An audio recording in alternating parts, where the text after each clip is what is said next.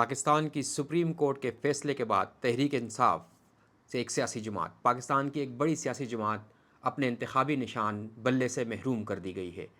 बल्लेबाज का निशान भी गुज़िश्ता रोज़ कंट्रोवर्सी या मुतनाज़ा रहा, लेकिन गुज़िश्ता रात देर गए इस फैसले के बाद पाकिस्तान में बड़े बड़े कानूनी दिमाग, आइनी दिमाग ये कह रहे हैं कि सुप्रीम कोर्ट का फ़ैसला बिल्कुल दुरुस्त नहीं। सुप्रीम कोर्ट के फ़ैसले को माजी के फ़ैसलों जैसे करार दिया गया है और चीफ जस्टिस काजी फ़ाइज़ ईसा का मवाजना साबिक चीफ जस्टिस, मुतनाज़ा तरीन चीफ जस्टिस साकिब निसार से किया जा रहा है। सुप्रीम कोर्ट के तहरीक इंसाफ के इंतखाबी निशान के हवाले से इलेक्शन कमीशन के फैसले दुरुस्त करार देने के और इस पर मुल्क भर के कानूनी हलकों के मुख्तलिफ रद्दअमल को आज पाकिस्तान का मीडिया दुनिया को दिखा रहा है। कई गैर जानबदार कानूनदानों ने इस फैसले पर मायूसी का इजहार किया और इसे हुक्मनामे को बदकिस्मती करार दिया।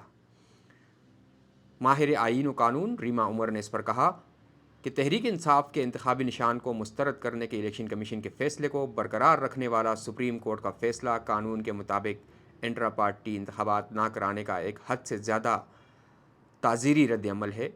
उनका मतलब है कि एक बहुत सख्त फ़ैसला है और एक छोटे से काम यानी एक इंट्रा पार्टी इलेक्शन ना कराने पर इस तरह का रद्दअमल बहुत ज़्यादा ताज़ीरी है, सज़ा बहुत ज़्यादा है। रीमा उमर ने कहा कि ये सियासी जमातों और सियासी शराकत के हवाले से हमारे बुनियादी हुकूक के कानूनी उसूल के लिए भी बहुत बड़ा दचका है। उन्होंने इस फैसले को इंतहाई बदकिस्मती करार दिया है। कानूनदान बैरिस्टर सलाहुद्दीन अहमद ने भी इस फैसले पर रद्दअमल में इसको तनकीद का निशाना बनाया है। उनका कहना था कि क्या इलेक्शन एक्ट 2017 यानी 2017 में बनाया गया इलेक्शन कानून का सेक्शन 215 अब नया आर्टिकल 62(1)F बन गया है। 62(1)F वो आर्टिकल था जिसके तहत सियासतदानों को ताहयात नाअहल करार दिया जाता है, लेकिन अब सुप्रीम कोर्ट ने उसकी नई तशरीह की है और इसके तहत नाअहली 5 साल की है। बैरिस्टर सलाहुद्दीन के मुताबिक अब इसको इलेक्शन कमीशन अदलिया के ज़रिए नापसंदीदा समझे जाने वालों को सियासत से पाक करने के आले के तौर पर इस्तेमाल करेगा।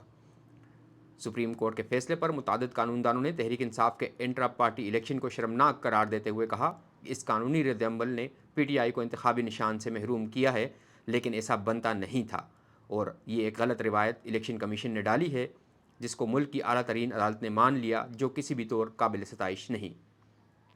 फैसल सिद्दीकी एडवोकेट ने कहा कि PTI के बल्ले का केस का फैसला बदनाम ज़माना मौलवी तमीज़ुद्दीन केस की सफ़ में शामिल हो गया है।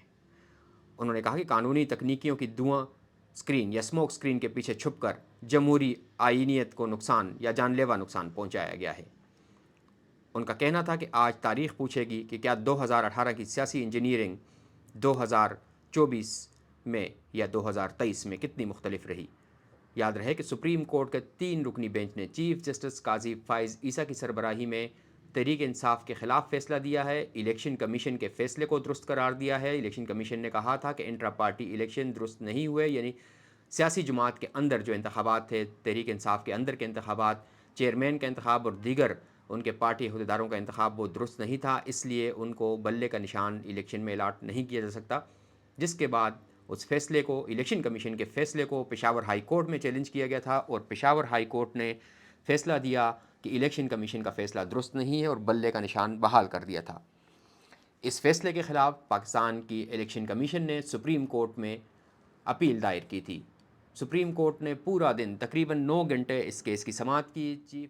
चीफ जस्टिस काजी फ़ाइज़ ईसा के हमरा जस्टिस मोहम्मद अली मज़र और जस्टिस मुसरत हिलाली, ये 3 रुकनी बेंच था जिन्होंने ये फ़ैसला दिया।